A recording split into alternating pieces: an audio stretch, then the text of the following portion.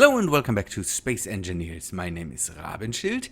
We are deep outside in space. Let us say it that way. I've parked the mobile home here.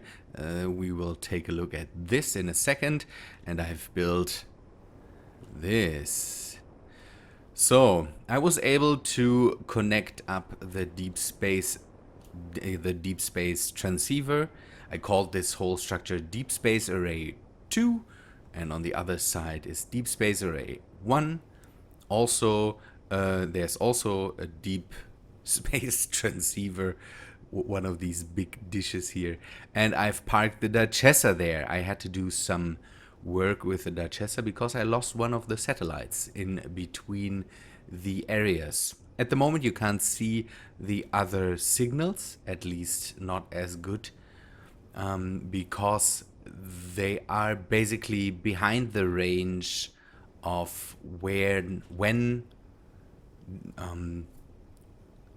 radio signals or the radio transmitters, you can see the antennas showing up, and you can define a range where they should stop showing up, and they are behind this range. But I hope the connection still exists. And we will go over how I established the connection. That was not nice. You can see I can reach the Duchessa, I can reach the satellites, and I can reach to home, basically. Moon base, the planetary base, the turtle. That's a good thing.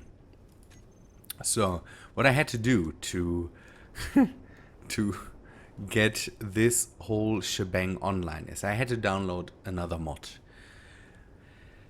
I, for some reason, am not able to set up these laser antennas properly. I don't know why. Maybe I'm doing something wrong, but the laser antennas, they connect very well when I'm in an antenna range. So when the laser antennas have a connection anyways, so then I can go and say, I want you to connect from this laser antenna to this laser antenna. Then they stay connected. That's a nice thing. But if there's no connection and I go with the GPS points, then for some reason they don't connect up. So what I did is I downloaded a mod that gives these laser antennas a higher range. So basically we wouldn't need these here anymore, because these could travel this distance anyways. For some reason they decided to give the laser antennas only a 40-kilometer range, and lasers would be the thing to communicate over very long distances, because the radio would do basically the same. As far as I know, radio waves and lasers just move with the speed of light. So what radio waves could be disturbed by magnetic fields and all that stuff, and by bodies, planetary bodies and all that stuff. Lasers, if you have a clear sight to your target, there shouldn't be a big thing that disturbs them, in space at least. As far as I know, most science fiction books, or some science fiction books, use lasers to establish connections between ships or something like that. And the ranges should be very, very high. So a laser has basically a very, very long distance. It's very, very fast, over 1,600 kilometers anyways. So there shouldn't be even a big lag basically in the connection. So I don't understand why they went with 40 kilometers. I don't know. So the range is higher now. Now they could connect up, and what I did is I fixed a laser antenna to the back of the rabbit and then just sent the rabbit off. Connected the middle laser antenna basically to the rabbit, and then sent the rabbit off on its own with the remote control, just to fly back to the Deep Space Array 1. And when he arrived there, I was able to connect with the help of the normal antenna. I was able to connect these two things together. Now the connection is established with the big dishes.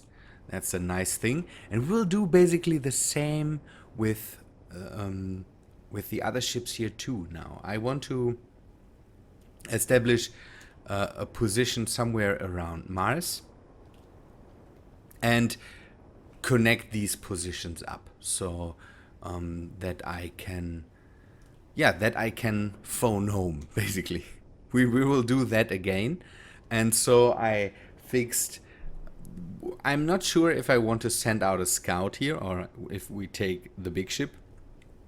The big ship has a laser antenna on its back now too, so we could connect that up and then just fly with the big ship to Mars and see if we arrive. When we arrive there, I need to see how far I'm really away from Mars now, so that I can get into an orbit without gravity and all that stuff.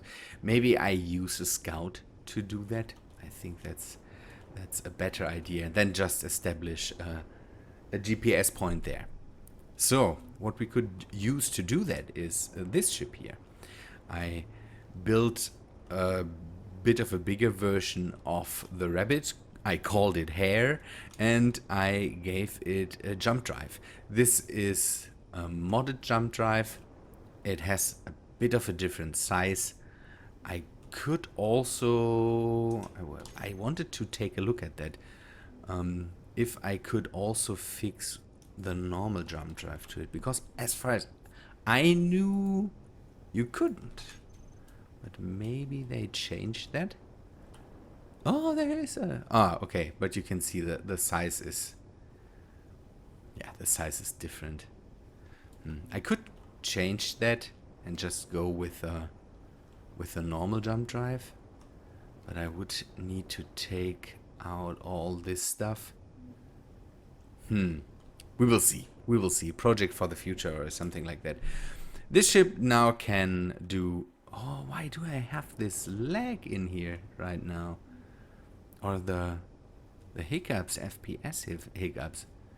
I don't know. We could take the Hare, fly towards Mars, establish a position there, and then see that we bring the mobile home basically over there. Flying with the scout proved to be a good thing. I have the feeling this made a lot of sense. Yeah, when I was done here, the rabbit itself took a few hours to get back.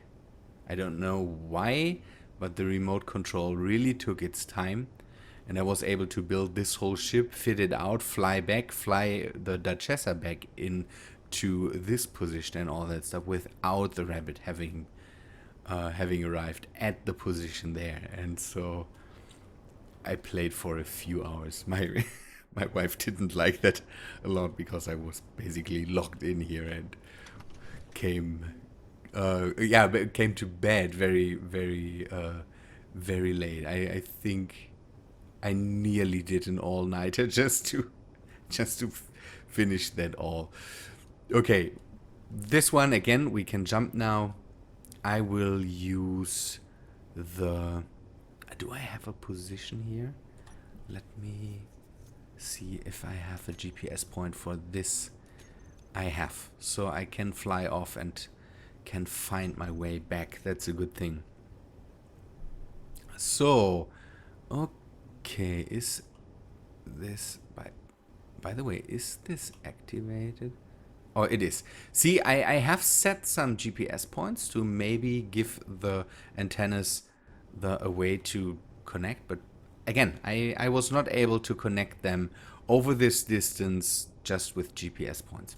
Don't know what's the case there. Maybe it is the distance that makes problems there. I don't know. Good. Let me scout out the Mars area again, and then we will see if we find something that we might want to take a closer look at.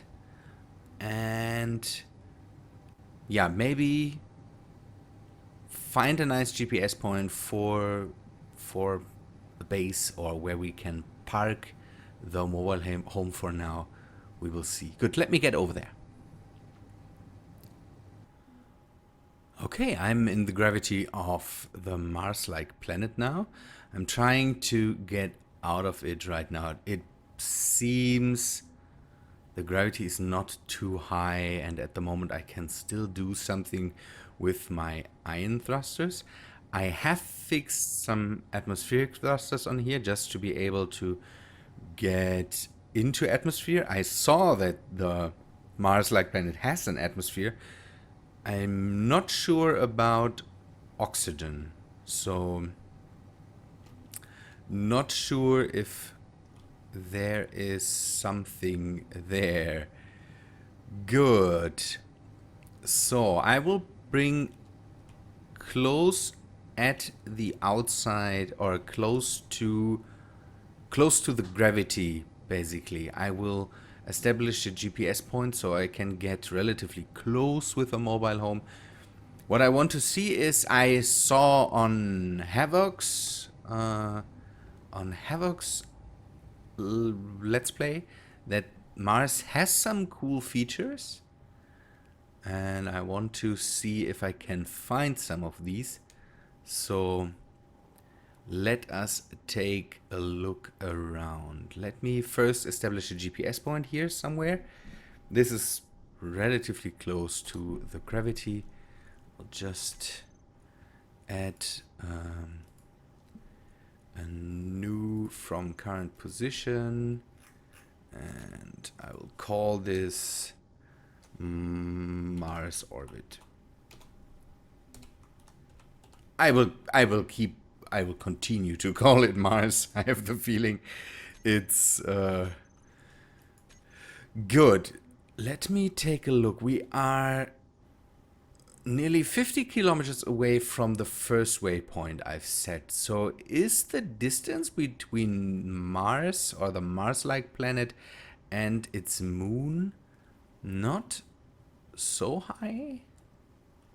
I think for Earth, for the Earth-like planet, it is around 120 kilometers or so, or 80. I need to take a look at this to see if we how the distances in space here are. That would be neat to know. Good. Let me find out if there's some neat features. It would be nice, I think, to land close to water again, or to ice, so we are able to get oxygen and all that stuff. We will see if we find some cool features close to, close to ice or close to water or something like that.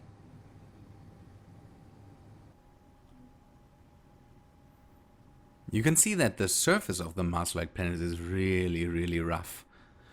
The planetary surfaces are always rough here, but this seems to be a lot of big craters and I don't know, canyons. Here at the moment I only see a lot of big craters. This there in the distance seemed to be really, really big, or it is broken up. Maybe we could go over there and take a look. I flew over that, I seem, but I was not close enough to see these structures here. This looks like there's a really, really big dent in the planet here. We will maybe try to get over there and see if we basically can find ice there. I know that there is something resembling Mount Olympus, so a really, really big mountain somewhere here on this planet. I don't know where. And maybe I leave maybe I leave the Mount Olympus to Havoc. He has set up shop there, and I don't want to get called out for copying Havoc there. So let us take a look how this looks. At the moment, thrusters do a good job. And I hope they just keep on doing that. I don't see oxygen, so that could pose a problem. I don't know what is up with the atmospheric thrusters. If they do something here or if they don't. Wee, that looks nice. Something carved a really big chunk out of this planet. Whoa. Let me get a bit closer and then we take a look and maybe we can even find a place to land here or something like that. I think this might be the area where we touch down with a rover or something like that. That's one thing I always wanted to do, and we will test that if that works out. So there seems to be atmosphere, there seems to be no oxygen. So I want to test out if the parachutes work in Mars's atmosphere. And so we will go back. Oh, I hope it works. You can see the ship at the moment is still going down. Ooh. Slow down. Okay, it seems to work. I hope no. As soon as I speed up with the thrusters, you can see they lose their ways, and I can't go up at the moment, so I have to now rely on the speed of the thruster on the back to catapult me out of the atmosphere. We will have to see if that works out. Okay, let me get out of here. I need to get... This has not enough atmospheric thrusters to go up again, so we might have to build something with... Ooh, that might change our plans. We might have to build something with hydro... yeah, with the other thrusters. Hydrogen thrusters. That's the word I searched for. So, let me get out of the atmosphere. Let me get away from this planet, and then we will see... yeah, how we continue this venture. Okay, I'm flying back to the mobile home. This is really nice. The GPS point I marked is roughly over the place where I want to drop something on the planet. And I will now bring in the mobile home, pack up my stuff here, connect the mobile home to this base here, and then go and bring it into orbit so we can start preparing to launch down, something down to the planet. So, I think we will end the episode for now.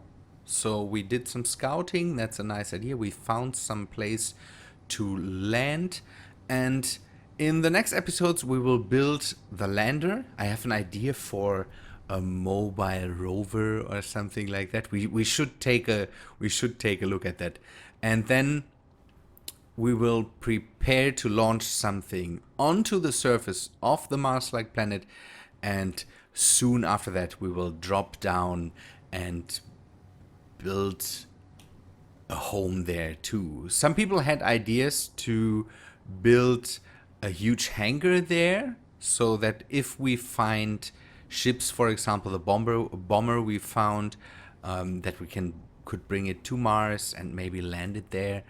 That could pose a problem. We saw that I had trouble to get this ship out of the atmosphere, or out of the, yeah, basically away from Mars, and some of the ships are not really fitted with hydrogen thrusters or something like that. So that could pose a problem. Maybe we could build something around Mars for that. We will have to see. The idea is good, but we have to see how practical it is. Maybe something on the moon would be better for that. We will explore here for now and then see how our options are. Maybe it's even bad to land somewhere there where I wanted to land, because there might be not enough ice in the area, so that we could get trouble to start again or something like that. I didn't really test out the atmospheric thrusters. That could pose a problem too. We will see. Let me pack up here, and on Wednesday we will do some more work.